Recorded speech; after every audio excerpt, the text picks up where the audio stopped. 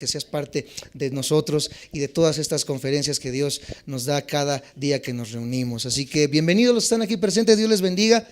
El tema del día de hoy lo titulamos Reclamos de Dios para la familia. Reclamos de Dios para la familia, y nuestra base va a estar en Malaquías capítulo 1, versículo 1 en adelante. Así que vamos a darle lectura a partir del versículo 6, pero vamos a leer primeramente el versículo 1. Dice: profecía de la palabra de Jehová contra Israel por medio de Malaquías. Comenzamos viendo que el libro del profeta Malaquías resume 23 preguntas del sentimiento de Dios, del dolor de Dios por la actitud de su pueblo. Sabemos que el pueblo de Israel ha sido el pueblo de Dios escogido desde hace cientos de años, si no es que ya miles de años. Este pueblo escogido por Dios caminó con Dios, siguió a Dios, pero en muchos momentos este pueblo desfalleció e hizo cosas que no estaban bien delante de Dios.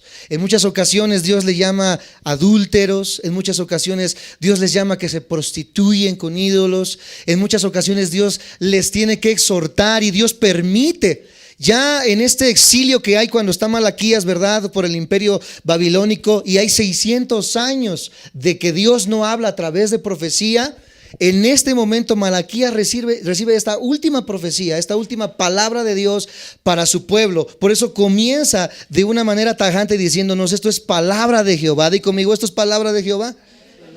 Contra, o sea, no es esta mañana a favor del pueblo de Dios, sino es contra el pueblo de Dios. Hoy en día podemos hablar acerca de la iglesia de Dios. Nosotros somos la iglesia de Dios. ¿Cuántos dicen amén? Los que nos ven por internet, que forman parte del cuerpo de Cristo, somos la iglesia de Dios, somos el cuerpo de Cristo. Y esta palabra que habla Malaquías no es a favor de, sino contra de el pueblo de Israel, contra del pueblo de Cristo por medio de Malaquías. Estas preguntas que resume todo Malaquías, también es importante que como familia las tomemos en cuenta. Recordemos que estamos viendo la serie familiar, porque mientras más agradado esté Dios de nuestra familia, más abundantemente puede vivir la familia en Cristo Jesús. Más bendiciones puede experimentar la familia en Cristo Jesús. Pero mientras más molesto esté Dios contra la familia, contra la iglesia, contra el pueblo de Dios, menos bendiciones podemos recibir de Dios, sino la ira y el juicio de Dios pueden recaer sobre nuestras vidas. Y yo creo que eso es lo último que nosotros queremos experimentar, pero es una realidad. Tenemos que conocer también que el profeta Malaquías es el último profeta en recibir palabra de Dios como profecía, revelación de Dios, porque pasan casi 400 años después de esto que vamos a estar a analizar, hasta que Jesús viene y habla una vez más a través de los evangelios y los apóstoles. Vamos a ver en esta mañana 5 reclamos que tiene Dios en contra de la familia, que en esta mañana deseo con todo mi corazón que Dios pueda tocar nuestros corazones, pueda hablar a nuestros corazones, pueda cambiar nuestros corazones y podamos salir de este lugar pensando y analizando qué cosas debemos cambiar en nuestro diario vivir para poder vivir bajo la bendición y la cobertura de Dios. Y el primer reclamo que Dios tiene en contra de la familia lo titulé de esta manera, como pregunta: ¿cómo quieres que tus hijos te honren si tú no me honras a mí? ¿Cómo quieres que tus hijos te honren si tú no me honras a mí? Malaquías capítulo 1, versículo 6. Vamos a darle lectura. Dice, todos conmigo: el hijo honra al padre y el siervo a su señor. Si pues soy yo padre, como pregunta todos conmigo, ¿dónde está mi honra? Y si soy señor, ¿dónde está qué cosa? 2 palabras que necesitamos subrayar y entender en esta mañana. Número 1, ¿dónde está la honra a Dios y dónde está el temor a Dios? Dice Jehová de los ejércitos: a vosotros, oh sacerdotes, que menospreciáis mi nombre y decís: ¿en qué hemos menospreciado tu nombre? Amados santos de Dios, esto va dirigido sí a los padres de familia, pero va también dirigido a las mamás, a las amas de casa, pero principalmente a los varones, a los padres de familia, ya que nosotros somos sacerdotes en nuestros hogares. Somos los primeros pastores en nuestros hogares. Algunos dicen, bueno, yo no soy pastor, nunca he ido a un instituto teológico, no he sido quizás nombrado como un pastor, etcétera, etcétera. Pero debemos entender que en nuestro hogar tenemos un pequeño rebaño. Esa es nuestra esposa y nuestros hijos. A las mamás que viven solas, que son madres solteras o que son viudas, etcétera, etcétera. Estas mamis también se han convertido de alguna manera en un tipo de sacerdocio para su hogar, porque son las encargadas de guiar y de llevar a su pequeño pueblo ¿hacia quién? Entonces, el primer reclamo que vemos aquí en Malaquías 1:6 en la primera parte es que ¿cómo quieres que tus hijos te honren? ¿Cómo quieres que haya una honra si nosotros como sacerdocio, si nosotros como liderazgo en nuestro hogar muchas veces ni honramos ni tememos a Dios? Es duro, pero es una realidad. Nosotros les enseñamos a nuestros hijos que Dios es nuestro Padre. Quizás lo hagan, porque hasta la religión tradicional, la religión de donde salimos muchas de las personas, les enseñan esto, que tenemos un Dios en los cielos, pero muchas veces no les enseñamos a honrarlo con nuestras vidas en nuestro diario vivir. Y es que es muy diferente tener la conciencia de que hay un Dios, pero también es muy diferente el honrar a este Dios. ¿Sí me siguen? Una cosa es tener la conciencia de que Dios está. Hoy tú vas, ¿verdad? Y hablas por la calle y le preguntas a las personas, ¿tú crees en Dios? Y las personas te pueden decir, pues sí, de alguna manera creo en Dios. Sí, tengo ahí, ¿verdad? Un crucifijo con la figura de Jesús. Sí, voy a misa todos los domingos. Sí, me congrego y de alguna manera creen que hay un Dios. Pero de eso a honrar a este Dios hay un camino muy grande que recorrer. ¿Cómo podemos exigirle a nuestros hijos que nos honren como padres, que nos respeten como padres, que nos obedezcan como padres, si nosotros no honramos a Dios, sino que vivimos la vida como nos da la gana? Aquí había dos palabras que les dije que subrayaran. Vamos a ver cuáles eran. Número uno, ¿dónde está qué cosa? Mi honra. Di conmigo, honra. Una vez más, honra. Y número dos, ¿dónde está el temor? Di conmigo, el temor. Amados santos de Dios, si no hay temor, mucho menos hay honra. Muchas personas hemos creído en Dios, confiamos en que hay un Dios, pero no tememos a ese Dios. A muchas personas se les hace muy fácil el pecar. A muchas personas se les hace muy fácil el hacer cosas en contra de Dios y ya no hay temor. Hablaba el otro día con mi esposa y le decía, amor, el ser tentado no es pecado. Y creo que lo hablábamos la semana pasada con ustedes aquí en Santiago. Ser tentado no es pecado. El problema es cuando esa tentación se convierte se cede a la tentación, caemos en el pecado, pero ya sin ningún temor de caer en el pecado. Hemos estudiado y analizado en constantes ocasiones que nosotros somos seres que vamos a caer en pecado, por supuesto. Nos equivocamos muchas veces, por supuesto. Pero si nosotros dejamos de sentir ese dolo y ese peso del pecado en nuestras vidas y comenzamos a cauterizar nuestras conciencias y perder el temor a Dios, estamos en un verdadero problema. Cuando no hay temor, mucho menos va a haber honra a Dios. Porque después de ya mucho tiempo las familias ya no quieren ir a la iglesia, ya no quieren buscar a Dios, ya no quieren discipularse, ya no quieren hacer nada que tenga que ver con la palabra de Dios. ¿Por qué? Porque su conciencia, porque su corazón se ha cauterizado. Esos callitos que nos salen, ¿verdad? Los que trabajamos así quizás en obra o que constantemente hacen manualidades, ¿verdad? Salen porque la piel va desprendiendo células muertas. Esas células muertas se acumulan y se hace una callosidad que tú le puedes picar con un alfiler y no sientes. Prácticamente a eso se refiere el cauterizar el corazón, el dejar de temer a Dios. En el momento en que tu corazón ya no siente nada al pecar. En el momento en que tu corazón ya no siente nada, ¿verdad? Cuando robas en tu trabajo, cuando le aumentas o le quitas peso, ¿verdad? A lo que vendes, cuando ya tienes un amante, cuando ya tienes una persona que no es tu esposa, tu esposo, sin ningún temor, aunque el domingo vayamos, ¿verdad? Nos persinemos, nos demos golpes de pecho, pero si en la semana seguimos viviendo una vida apartada de las cosas de Dios, sin un temor reverente a este Dios, no podemos exigirle una honra a nuestros hijos. Hablábamos en Casas Reales y les decía que el hogar es el gimnasio del cristiano. La iglesia es el primer lugar donde nosotros tenemos que vivir lo que aprendemos, pero la casa es donde mayormente se practica lo que la palabra de Dios nos dice. Y si nuestros hijos están viendo una deshonra para con Dios en nosotros, ellos van a aprender a no honrar a nuestros padres. La primera figura de paternidad, ¿quién es? Es la primera figura de paternidad y nosotros como hijos lo vamos a ver más adelante. Y si yo como hijo deshonro esta paternidad que tiene Dios para con mi vida, mis hijos van a ver esa misma figura y la van a reproducir para con mi vida. ¿Me siguen? ¿Me dicen amén? ¿Cuántos padres quisiéramos que nuestros hijos tuvieran tiempo para nosotros, los que ya tienen hijos grandes? ¿Verdad? Que nada más se la pasan quizás en el Xbox, se la pasan nada más quizás en la calle, se la pasan quizás nada más en la escuela, se la pasan quizás nada más en cualquier otro lugar, ¿verdad? Y tú dices, bueno, yo quiero pasar tiempo con mi hijo. Yo ahorita que tengo un hijo pequeño, ¿verdad? Lo tengo ahí en la cama, lo disfrutamos, jugamos con él, nos espantamos cuando se nos quiere caer de la cama o de la cuna, ¿verdad? Pero está todo el tiempo con nosotros nuestro bebé.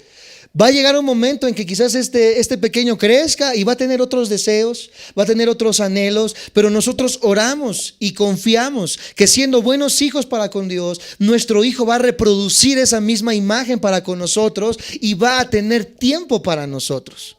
Quizás algunos quisieran tenerlos todos los días, pero ¿cuántos dirían como padres o como madres, bueno, con que esté un día conmigo, ¿verdad? Sería más que suficiente, que nos dedique tiempo, que podamos ir al cine, que podamos comer juntos, etcétera, etcétera. Es el deseo del corazón de los padres, ¿verdad? Que siga, dígame amén. Pero la pregunta que en esta mañana nos hacemos es, ¿tienes tiempo tú para tu Padre Celestial? ¿Tienes tiempo tú para esa figura de paternidad, la primera figura de paternidad que tenemos? Este año comenzamos una lectura diaria de la Biblia para leerla en 365 días, en un año. ¿Cuántos ya claudicaron en esa lectura bíblica? No me levanten la mano ni me digan amén. ¿Verdad? Empezamos y con Éxodo, ¿verdad? Y ya la mitad de Éxodo como que estaba más bueno la Rosa de Guadalupe. Estaba más bueno, ¿verdad? Casos de la vida real, que no sé si siga saliendo, ¿verdad? Y dejamos la lectura, porque ya va a salir María Magdalena en el 7 y dices, bueno, de alguna manera voy a verlo. O en el 3, ¿verdad? Las series de la Biblia. Amados santos de Dios, si nosotros no tenemos tiempo para con nuestro Dios, ¿cómo podemos pedir a nuestros hijos, siendo una figura, ¿verdad?, de paternidad para con los hijos, que ellos tengan tiempo para nosotros? ¿Cómo podemos exigir lo que nosotros como hijos no damos? Ahora, en segundo lugar, ¿cuántos papás hay aquí? Y de estos papás, ¿cuántos hijos hay aquí aún que tienen a sus papás? ¿Verdad? Como hijos, ¿cuánto tiempo le entregamos e invertimos para nuestros padres? Quizás la distancia no nos lo permite, quizás ciertas circunstancias no nos lo permite, pero amados santos de Dios, recordemos el mandato que Dios nos ha hecho: honrar a nuestros padres, velar por nuestros padres. Y quizás no podemos estar con ellos toda la semana, como lo repito, ni poder darles todo, ¿verdad? Porque muchos de nosotros tenemos familia, etcétera, etcétera. Pero no sabes con lo poco que nuestros padres son felices. De verdad. Sé que son más felices cuando los llevamos a cenar, al portón, ¿verdad? Al quincho argentino, que por supuesto que se lo merecen nuestros padres. Pero no sabes que nuestros padres, con tantito que nosotros les demostremos nuestro amor, son felices, agradecen, ¿verdad? Quizás muchos no lo demuestren, otros sí, pero cada padre, yo sé que, amados santos de Dios, valora siempre detalles de los hijos. Por eso nosotros no tenemos que empecinarnos, ¿verdad?, en pagarles un viaje a Puerto Rico. Bueno, si lo puedes hacer, adelante, pero si no puedes hacerlo, un domingo, ¿verdad?, visítalo, llévate un pollito rostizado, llévate unos nopalitos con cebollita, esos que venden en el tianguis con su jitomate, ¿verdad? Y comparte 3 horas, 2 horas con tus padres.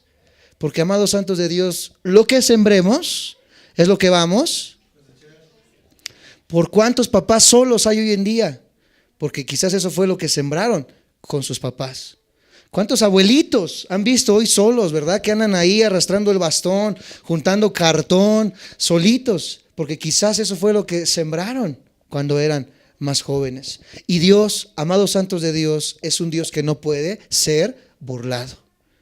Dios, amados santos de Dios, tiene todas las cuentas bien checadas. Por eso es un reclamo que hoy se hace esta mañana, no para hacernos sentir mal, sino para despertar nuestra conciencia y decir, bueno, hoy es día de cambiar esta actitud. ¿Me siguen? Me dicen amén. Segundo reclamo que la palabra de Dios nos dice, lo encontramos en Malaquías 1:9. Acompáñenme, por favor. Les recuerdo, los que nos ven por internet y están acostumbrados a la predicación expositiva, no es en sí una exposición, ¿verdad? Verso por verso, pero lo tratamos de desglosar mayormente en estos capítulos. Malaquías 1:9 dice: ahora pues, orad por el favor de Dios. Di conmigo, orad por el favor de Dios.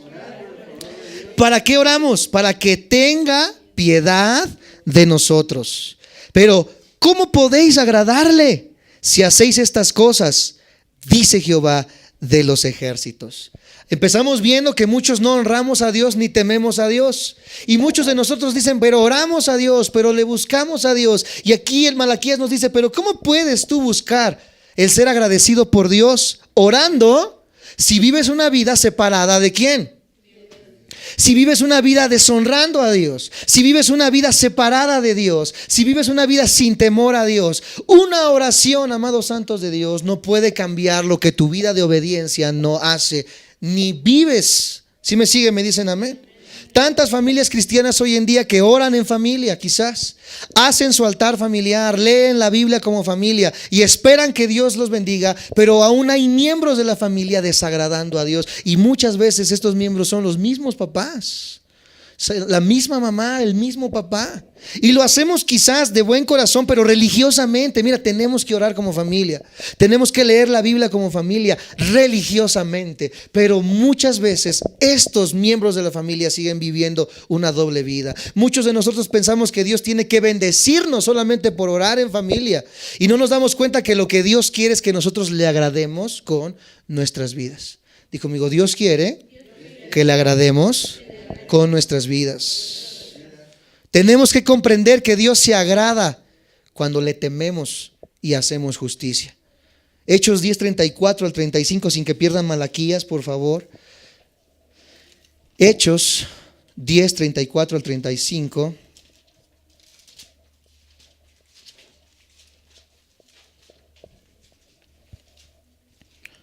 Cuando lo tengan me dicen amén. Hechos 10:34 al 35.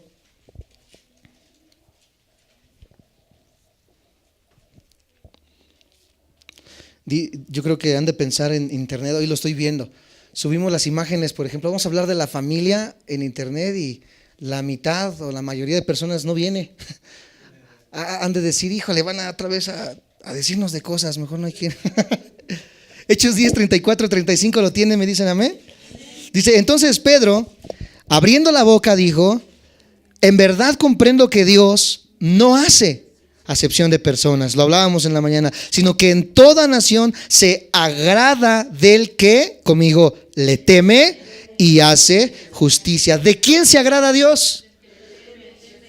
No del que busca a Dios religiosamente, no del que cumple con ritos, con dogmas o liturgias, no del que se sabe quizás muchos versos bíblicos y fue a muchos discipulados y a muchos institutos teológicos. Dios se agrada de quien, número uno, le teme, y número dos, hace justicia. Y muchas veces pocos versículos que tú sepas son suficientes para que le temas y hagas justicia.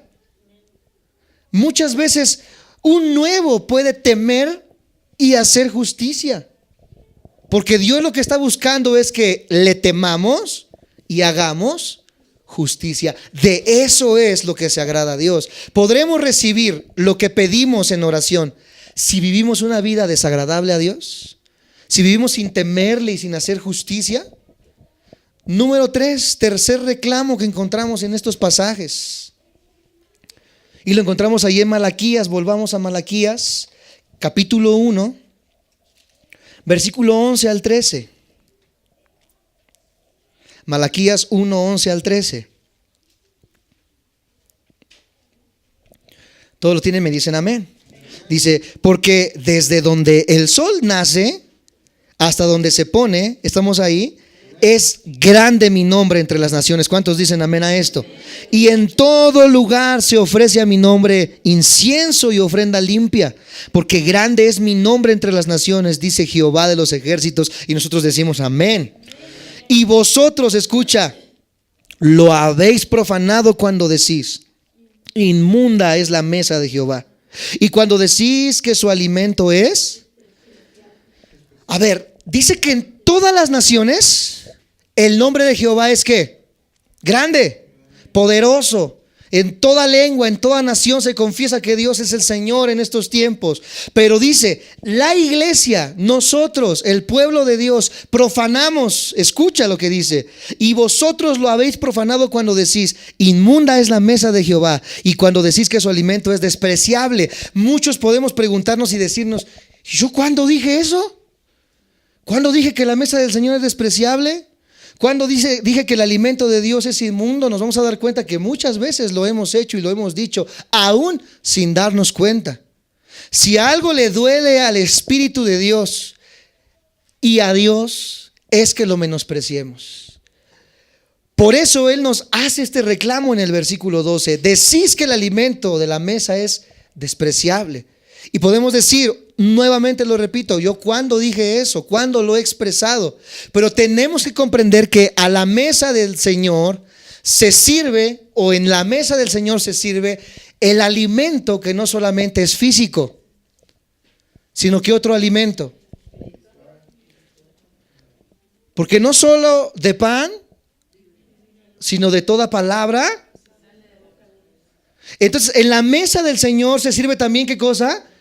El alimento espiritual. ¿Me siguen? Me dicen amén. Y tenemos que ser sinceros en esta mañana. Muchas veces hemos preferido el alimento del mundo que el alimento de Dios. Muchas veces hemos preferido un domingo de cine, un domingo de aguas termales, un domingo o un jueves de boliche, etcétera, etcétera, que el alimento de la palabra de Dios. ¿Cuántas veces hemos venido como familia, como lo dice el versículo 13? Vamos a leerlo. Habéis además dicho, o sea, aparte de que menospreciamos el alimento, habemos dicho, oh, qué fastidio es esto. Y me despreciáis, dice Jehová de los ejércitos, y trajisteis lo hurtado, o cojo, o enfermo, y presentasteis ofrenda. ¿Aceptaré yo eso de vuestra mano? Dice Jehová. ¿Cuántas veces la esposa le dice al esposo, ay, ahí otra vez el domingo? Oh, pero si habíamos quedado que íbamos a ir con mi mamá. Habíamos quedado que me ibas a llevar a comprar los útiles de los niños. Ay, otra vez el domingo. Híjole, ¿será cuando predica el pastor Waldo? ¿Por qué nos habla más despacito? Con Isaí no me gusta tanto porque da muy duro. Ay, otra vez el jueves, otra vez con Romanos. Yo pensé que iba a ser más divertido, pero eso de ir verso por verso está como que medio difícil. ¿Cuántas veces? Y muchas veces como padres lo decimos, y por eso nuestros hijos terminan diciendo lo mismo. Ay, mamá, ve tú, yo no quiero ir a la iglesia. Ay, mamá, ve tú, yo no quiero ir. ¿Por qué? Por esto, por aquello, que muchas veces lo han visto por reproducción. ¿En quién? Número uno, menospreciamos la palabra de Dios, y al de menospreciar la palabra de Dios nos fastidiamos de ella. Y no solamente eso, cuando decidimos venir con ese fastidio, dice que traemos ¿qué cosa? Lo cojo, vamos al versículo 13, lo hurtado, lo enfermo, y lo presentamos ¿cómo? ¿Recuerdan cómo tenía que ser el cordero en la Pascua? Tenía que ser el cordero más bonito, más gordo, más limpio, más precioso, ¿verdad? Nuestra vida, ¿cómo tiene que ser? Dice que nosotros somos sacrificio vivo, ¿sí lo recuerdan? Santo y agradable delante de Dios. Bueno, esa es la figura de cómo debe ser nuestro sacrificio en nuestra vida. Pero muchas veces nosotros no traemos ese sacrificio. Traemos lo cojo, lo inmundo, lo hurtado. Venimos, ¿verdad? Porque nos empujan a hacerlo. Venimos porque nos están obligando a hacerlo. Venimos, ¿verdad? Ya nada más por cumplir, etcétera, etcétera. Y en vez de presentarle a Dios nuestras vidas como sacrificio vivo, santo y agradable, le presentamos lo que caiga. Venimos y les decimos, aplaudan hermanos, ¿verdad? Gócense en el Señor, y están así. Señores, ¿cuántos dicen amén? Y ¿cuántos dicen gloria a Dios a esta palabra? Ya, ¿verdad? Nada más por cumplir venimos a la iglesia. Traemos, ¿verdad? Lo que nos sobra. Cuando una persona debe de venir aquí, ¿verdad? Gozosa en decir, Señor, yo quiero recibir tu palabra, ¿verdad? Y aunque quizás eso que dijo el pastor me dolió un poco, Señor, pero lo recibo, Jesús, porque quiero cambiar mi vida. Quiero cambiar lo que yo soy. Quiero cambiar el modo en el que vive mi familia, etcétera, etcétera. Debemos evitar, amados santos de Dios, venir de esa manera. Venir por obligación, venir molestos, venir aburridos. ¿Queremos que el Señor nos bendiga así? ¿Queremos que el Señor bendiga a nuestra familia de esta manera? Viviendo en esta forma. ¿Cómo quieres que Dios te bendiga si dejas que tus hijos menosprecien la mesa del Señor? ¿Cómo quieres que Dios bendiga a tu familia si dejamos que nuestra familia menosprecie la cena del Señor? Número uno, primero como hombres, como sacerdotes. La familia, ¿verdad? Depende mucho de nosotros. Pero número dos, mujeres, esposas, que deben de ser esa ayuda que debe empujar el deseo del varón hacia la búsqueda del Señor. Reclamo número 4, vamos un poco más rápido, que Malaquías nos muestra en estos pasajes. Lo encontramos en el capítulo 3. Encontramos muchísimos más, no terminaríamos. Tendríamos que hacer una serie expositiva de Malaquías. Malaquías 3, versículos 6 al 12. Malaquías 6 al 12. Lo tienen, me dicen amén. Dice, porque yo Jehová no cambio. Por esto, hijos de Jacob, no habéis sido consumidos. Aquí nosotros somos ese tipo de los hijos de Jacob. Somos el pueblo de Dios, somos la iglesia de Cristo. ¿Por qué cosa no hemos sido consumidos? Porque Dios no cambia, porque Dios nos amó ¿desde cuándo? Aunque somos bien malos, dice David, como la altura de los cielos engrandeció su misericordia sobre los que le buscan. Y nosotros decimos amén, gracias Señor por eso. Versículo 7, desde los días de vuestros padres os habéis apartado de mis leyes y no los guardasteis. Volveos a mí y yo me volveré a vosotros, ha dicho Jehová de los ejércitos. Mas dijisteis, ¿en qué hemos de volvernos? ¿Robará el hombre a Dios? Pues vosotros me habéis, ¿qué cosa? Y dijisteis, ¿en qué te hemos robado? En vuestros diezmos y ofrendas. Malditos sois con maldición, porque vosotros, la nación toda, me habéis robado.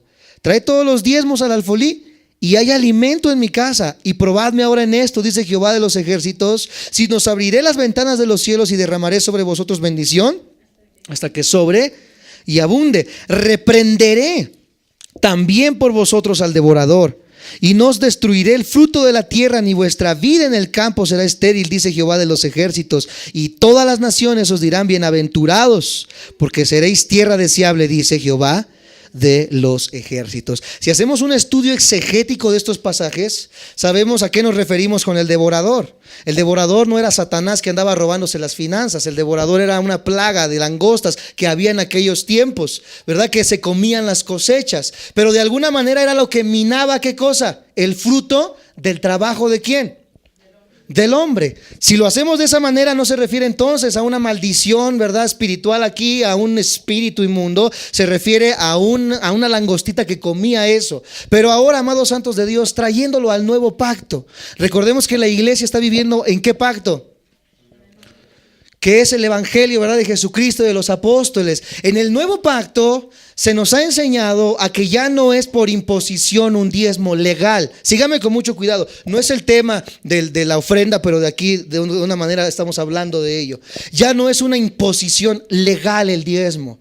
Ya no es de que tengo que venir y a fuerzas el 10% y a fuerzas el 10% porque Dios me lo exige así. Hoy el apóstol Pablo en el Nuevo Testamento nos dice que, y como desde el principio fue, pero el problema siempre fue el corazón del ser humano, el traer las cosas, porque nace en nuestro corazón, no por imposición. Nosotros no somos nadie, los que nos ven por internet, para decirle a la iglesia, pacta con Dios. A ver, ¿cuántos pactan con 2,000? ¿Cuántos pactan con 3,000? ¿Cuántos pactan con 5,000? Y ponemos ¿qué cosa? Una carga en las vidas, un peso en las vidas, más de lo que ellos pueden cargar. Cuando Dios dice que Él no nos da cargas que no podamos soportar, nosotros como liderazgo ponemos cargas ¿en quién? Bueno, nosotros no, gracias a Dios, pero muchos líderes lo hacen de esta manera. Esta teología de la prosperidad. Pablo viene y nos dice y nos recuerda las cosas que hay anteriormente. Dice, demos ¿cómo? De corazón, conforme hayamos. ¿Ganaste $1,000,000 en un mes? ¿Es justo que des $1? ¿Ganaste $100? ¿Es justo que el pastor te imponga $200? Dios es un Dios de justicia, es justo. Por eso Dios dice ahora en el nuevo pacto, tú da conforme hayas prosperado, conforme tu corazón. Hoy ya Dios no pone un límite, dice puedes dar 5, 10, 15, 20, 30, 50% si así lo quieres, pero conforme hayas prosperado y conforme tu corazón. Número 1, para entender lo que estamos viendo aquí en Malaquías, ya no hay un diezmo, ¿verdad? Legal. Muchos, si lo quieren ver de una manera legal, adelante, están en toda, ¿verdad? La libertad de dar solamente el 10%. Pero ahora hay quien dice, bueno, es que yo gano más y yo quiero aportar a la obra de Dios, etcétera, etcétera. Yo puedo dar más del 10%. Y si eso es lo que Dios puso en tu corazón, eso es lo que tú tienes que dar porque Dios lo ha puesto así en tu corazón. Me siguen, me dicen amén. Pero hay hermanas, hermanos que quizás no ganan tanto, que batallan todos los días, ¿verdad? En encontrar trabajo, etcétera, etcétera. Dios no va a venir aquí a imponerle a nadie. Y nosotros como liderazgo no somos nada ni nadie para imponerle a alguien que dé, porque nosotros como liderazgo no dependemos de ello, dependemos de quién. Al igual que ustedes, nosotros creemos lo que dice el Salmo 23, Jehová es mi pastor, nada me faltará. Nada nos va a faltar cuando Jehová sea nuestro pastor. Ahora, más adelante, vamos a ver que el Señor no cambia, como dice el versículo 6, nuevamente dice, porque yo Jehová no cambio. Por esto, hijos de Jacob, no habéis sido, ¿qué cosa? Él es fiel con nosotros. ¿Cuántos dicen amén? Di conmigo, Dios es fiel. Una vez más creyéndolo, Dios es fiel. Pero los infieles, ¿quiénes son? Y por eso muchas veces no hay provisión. Muchas familias no se dan cuenta que siendo infieles, siendo malos administradores de los ingresos que tenemos, la Biblia le llama mayordomía a esto. Lo que estamos haciendo es robar, amados santos de Dios, esa provisión de parte de Dios. Hay muchos que por esa mala administración le damos más a Coppel, sígame con cuidado, le damos más a FAMSA, le damos más a Prestaprenda, le damos más a Compartamos Banco. ¿Qué otras se saben por ahí? Ahora sí nadie se la sabe, ¿verdad? Comunidad, ¿verdad? Guardadito. ¿Y cómo andas en la semana jalándote los cabellos que ya no sabes de dónde sacar el pago? ¿Sí o no? ¿O estamos mintiendo?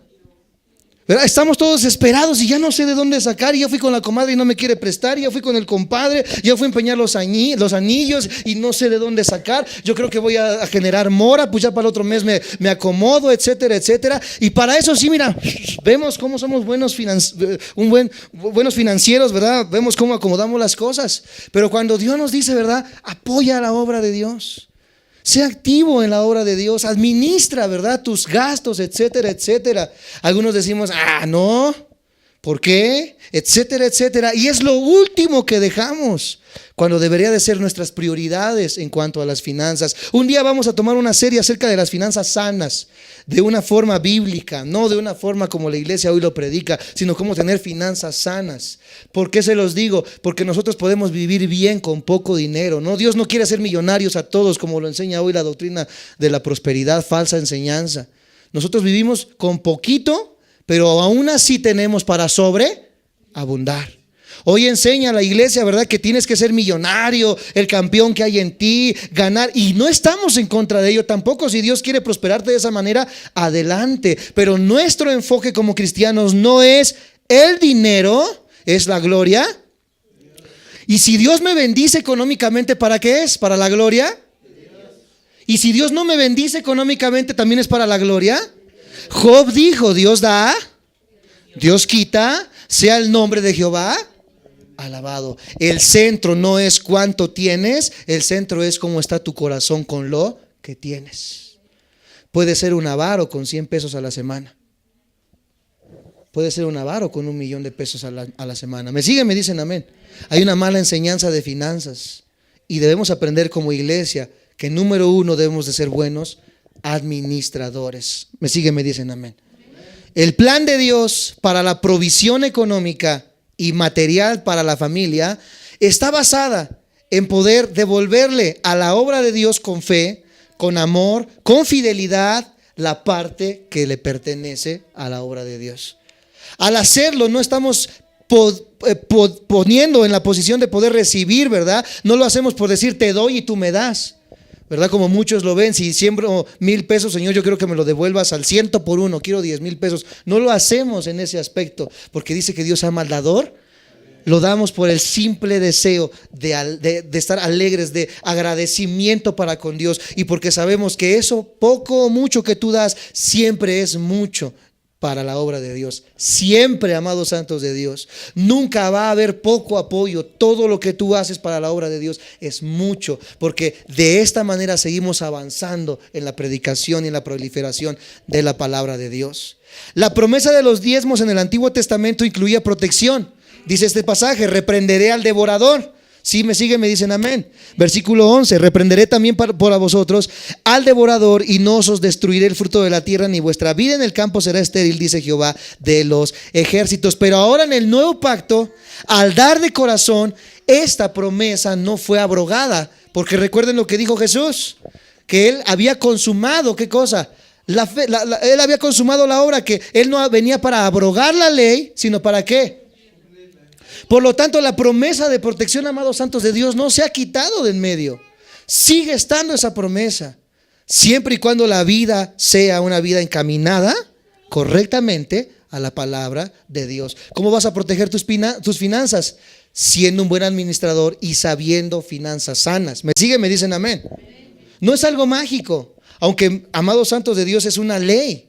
Muchas veces lo que sembramos, eso es lo que cosechamos. Es una ley inconmovible, pero lo que verdaderamente nos cubre nuestras finanzas es este libro impregnado en nuestra mente, porque este libro nos va a hacer mejores mayordomos, mejores administradores, que van a velar y cuidar por la provisión que Dios nos da todos los días. ¿Me siguen? Me dicen amén. Quinto reclamo y último que Dios tiene para nosotros esta mañana, y ese es: les estamos enseñando a nuestros hijos que servir no vale la pena. Les estamos enseñando a nuestros hijos que servir no vale la pena. Malaquías 3, 14 al 18. Y con esto vamos terminando en esta mañana. Malaquías 3, 14 al 18. Dice de esta manera: habéis dicho, por demás es servir a Dios. Escucha el pensamiento de el incrédulo. ¿Qué aprovecha que guardemos su ley y que andemos afligidos en presencia de Dios de los ejércitos? Decimos pues ahora: bienaventurados los soberbios y los que hacen impiedad, no solo son prosperados, sino que tentaron a Dios. ¿Y qué cosa? Entonces los que temían a Jehová hablaron cada uno a su compañero, y Jehová escuchó y oyó murmuración. Y fue escrito libro de memoria delante de él para los que temen a Jehová y para los que piensan en su nombre. Y serán para mí especial tesoro, ha dicho Jehová de los ejércitos, en el día en que yo actúe, y los perdonaré, como el hombre que perdona a su hijo que le sirve. Entonces os volveréis y discerniréis la diferencia entre el justo y el malo, entre el que sirve a Dios y el que no. Solamente hasta que nos volvamos a Dios vamos a diferenciar entre el justo y el impío. Porque antes de venir a Dios decíamos de esta manera, escucha: ¿por qué ese narcotraficante, verdad, está allá en su penthouse en Miami con 10 modelos colombianas, fumando marihuana, con grapas de cocaína, y no le pasa nada? Es lo que está diciendo aquí el pueblo incrédulo. Viven como si nada, nadie los atrapa, ¿verdad? Viven bien gozosos. Y uno que sirve a Dios, ¿verdad? Y hasta lo dicen así con la vocecita bien humilde: y uno que sirve a Dios, mira cómo vivo, mira cómo ando con mis zapatitos, ¿verdad? De hace 3 años que compré en Tecámac y no me he ganado comprar otros zapatos. Eso es la diferencia, ¿verdad?, que ve el incrédulo. Pero en pasajes más adelante nos dice: entonces os volveréis y discerniréis la diferencia entre el justo y el malo. Cuando venimos a Dios nos damos cuenta que nada va a quedar impune. nada va a quedar impune. Di conmigo, nada va a quedar impune. Todo va a tener su paga, amados santos de Dios. Va a haber un juicio donde dice Apocalipsis que estábamos todos puestos de pie delante de un gran trono blanco. ¿Y por qué de pie? ¿Se lo han preguntado? Porque ya no va a haber momento para doblar nuestras rodillas. Porque el trono de la gracia, ¿dónde fue? En esta vida. Dios en su gracia nos permitió doblar nuestras rodillas y decirle: Señor, perdóname, ayúdame, quiero ser más como tú. Pero en aquel momento, cuando estemos delante de Dios, ya no va a haber oportunidad de doblar las rodillas. Ahí va a ser el trono del juicio, amados santos de Dios. Y en ese momento, el que parecía que estaba arriba en el penthouse va a estar abajo. Amados santos de Dios, todos van a pagar por todo lo que hicieron. No va a quedar nadie impune. Pero me robaron, pero me hicieron cuando era niño, sufrí maltrato, sufrí violaciones, etcétera, etcétera. Amados santos de Dios, esta vida no lo es todo. Lo máximo que puede vivir un hombre bien sano son 100 años, 110 años. Compáralo con una eternidad. Compáralo para la vida venidera y no tiene comparación. Y en esa vida venidera, amados santos de Dios, en esa eternidad es donde los malos y los injustos recibieron su paga. Y tú dirás, pero vivieron 80 años de su vida con un Mercedes-Benz, etcétera, etcétera. No se va a comparar a que por una eternidad estén en el lugar donde está el lloro y el crujir de dientes, donde la llama del tormento sube por los siglos de los siglos, donde dice que estas personas piden a gritos que se les predique el evangelio a sus familias, que se levanten de los muertos alguien para que le hablen a su familia y crean, etcétera, etcétera. Lo que Jesús nos cuenta en Lucas. Dime tú si vale la pena entonces vivir 80 años de tu vida viviendo con lujos, etcétera, etcétera, en el narcotráfico y lo que Satanás puede ofrecer, a una vida piadosa en las manos de Dios.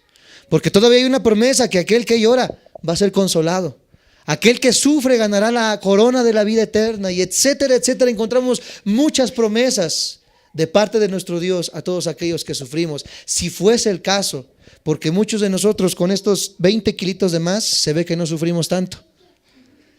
Se ve que sí hay a veces para barbacoa, que sí hay a veces para un Kentucky, y gracias a Dios podemos decir lo que decía el rey David: joven fui y envejecido y no he visto a un justo desamparado que mendigue pan. Gracias a Dios no hemos sufrido como que sufren allá en Medio Oriente. No hemos sufrido como están sufriendo en Venezuela. No hemos sufrido como están sufriendo en países como Irak, Irán, etcétera, etcétera, por predicar el evangelio de Cristo. Nosotros estamos en la gloria, amados santos de Dios. En la gloria de verdad. Nosotros tenemos provisión, aunque a veces escasea el trabajo, pero hay trabajo, tenemos una familia, tenemos hijos, tenemos sustento. A veces falla, pero a veces es más por nuestra falta de administración que porque realmente Dios no nos quiera proveer, etcétera, etcétera. Verdaderamente, cuando nosotros volvamos a Dios, Él nos va a dar este discernimiento. Muchas veces les decimos que no sirve de nada a nuestros hijos. Era el punto para regresar y terminar lo que leíamos al final. Que de nada sirve el servir, que no vale la pena estar en la iglesia y servir en un ministerio. ¿Cuántos esposos frenan el servicio de las esposas? ¿O cuántas esposas frenan el servicio de los esposos? Ay, ya te vas a la iglesia otra vez. Ay, ya vas a servir. Ay, sí, ya eres de las hermanitas del coro. Ay, sí, ya te sientes, ¿verdad? Andrea Bochile allá adelante. Ay, sí, ya vas a limpiar, ¿verdad? Limpia tu casa, ¿para qué vas a limpiar la iglesia? Etcétera, etcétera. ¿Cuántas cosas hemos escuchado así que frenan nuestro servicio para con Dios? Pero tenemos que tener bien claro, hay diferencia entre el que sirve y el que no quiere servirle. En el versículo 18 nos lo dice eso, la segunda parte. Discerniremos la diferencia entre el que es justo y el malo, entre el que sirve a Dios y el que no le sirve. Y vamos a terminar dando un consejo. Permitamos que nuestra familia sirva al Señor. No seamos faraones en nuestra casa, que dictemos y dictaminemos las cosas, porque no hay nada más precioso que nosotros podamos servir y ser útiles en las manos de Dios. ¿Cuántos dicen amén? Y hay una promesa para estas personas en el versículo 16. Léanlo en voz alta conmigo, lo que Dios nos dice. Entonces los que temían a Jehová hablaron cada uno a su compañero, y Jehová escuchó y oyó, y fue escrito libro de memoria. Dios no se va a olvidar delante de Él para los que le temen a Jehová y para los que piensan en su nombre. Y dice la promesa de Dios: y serán para mí especial tesoro. Gloria a Dios. Ha dicho Jehová de los ejércitos: en el día en que yo actué, y los perdonaré, como el hombre que perdona a su hijo que le sirve. Amados santos de Dios, no hay bendición más grande que tener a nuestro Dios de nuestro lado. ¿Queremos ser bendecidos? ¿Queremos vivir una vida abundante en nuestra familia? Aprendamos a vivir una vida confiada en Dios, una vida que sirva a Dios. Y hay una promesa: somos especial tesoro para nuestro Dios. Pongámonos de pie, cerremos nuestros ojos y vamos a darle gracias a Dios por esta palabra.